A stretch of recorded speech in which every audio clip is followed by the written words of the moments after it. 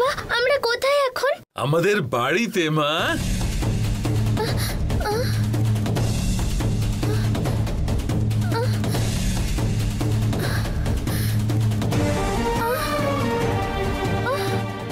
বাবা আমার তো শিবানী মায়ের বাড়ি যাবার কথা ছিল, আমায় এখানে এনেছো কেন? না মা, আমি তোকে কোথাও পাঠাবো না, তুই এখানেই থাকবি।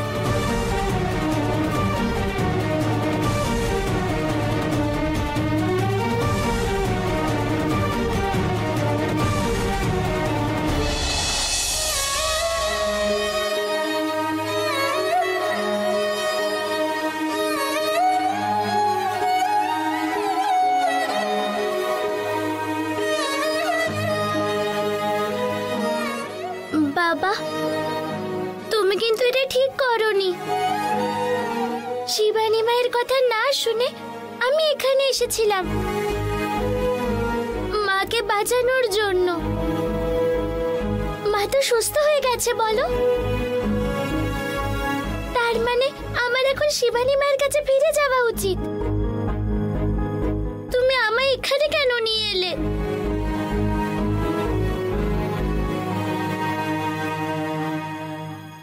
আচ্ছা তখন আমার মাথা কেন ঘুরলো ওই চাটা খাওয়ার পর? বাবা তুমি ওই চাটায় কিছু মিশিয়েছিলে না? না মা, আমি কিচ্ছু মেশাইনি। দুর্গা, দিদা, আয় মা, কেমন আছিস মা তুই?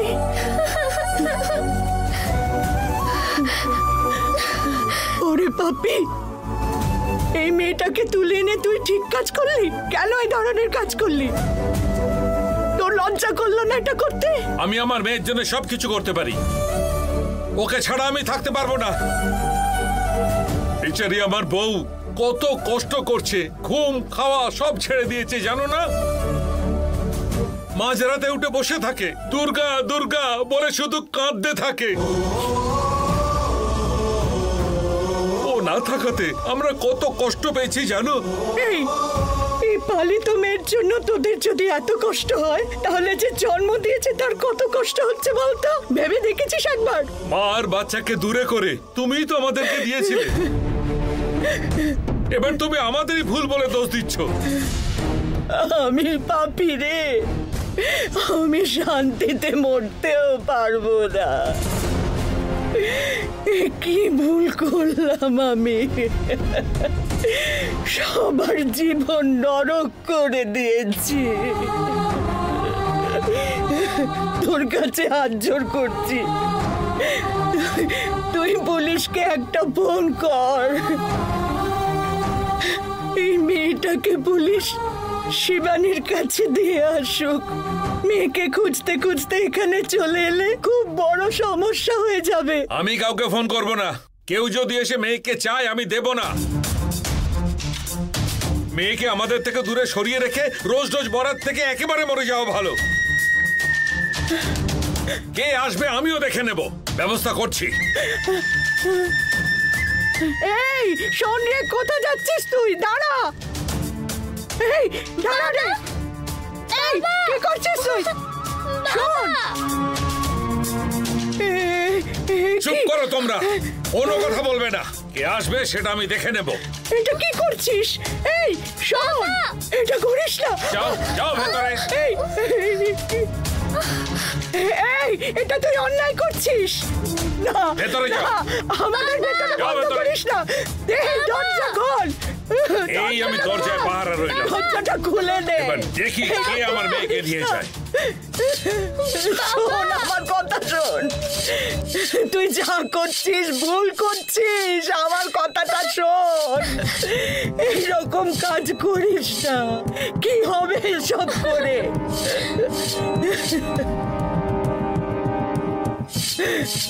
আমার কথা শোন। বাবা প্লিজ তুমি এরকম করো না, দরজাটা খোলো প্লিজ বাবা। আমার কথাটা শোন।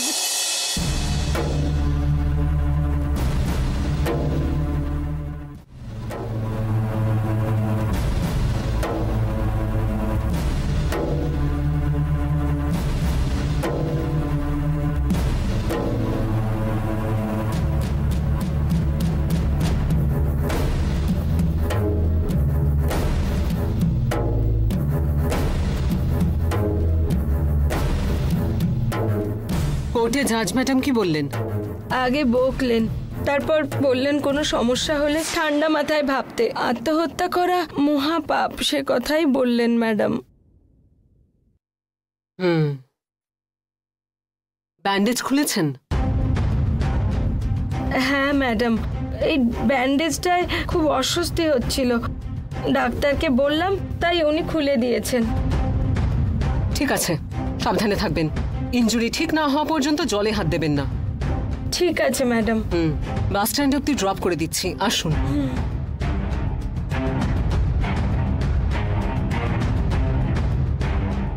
আপনি আপনার স্বামীকে খুঁজছেন? উনি অলরেডি বাড়ি চলে গেছেন, আপনি বসুন।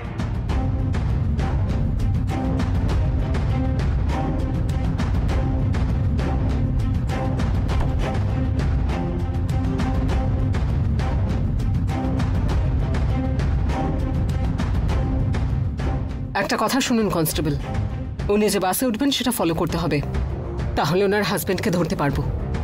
ওই বাচ্চা মেয়েটাকে খুঁজে পেতেই হবে। চলুন।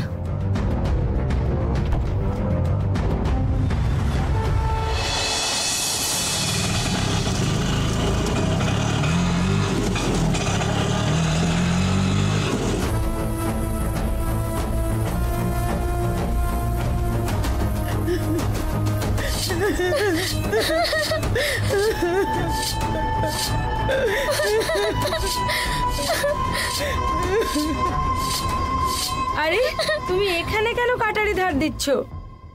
লক্ষ্মী, দেখ রে মা, এই বাচ্চাটাকে এখানে বন্ধ করে রেখেছে। তুই একটু ওকে বোঝা মা। তোমার কি মাথা খারাপ হয়ে গেল নাকি? মেয়েটাকে তুমি এভাবে ওই ঘরের মধ্যে বন্ধ করে রেখেছো কেন? নিষ্ঠুর! দরজাটা খুলতে বল মা। এই এগোবে না, দরজা কেউ খুলবে না। আমার মেয়েকে আমি কোথাও পাঠাবো না। তুমি না। এই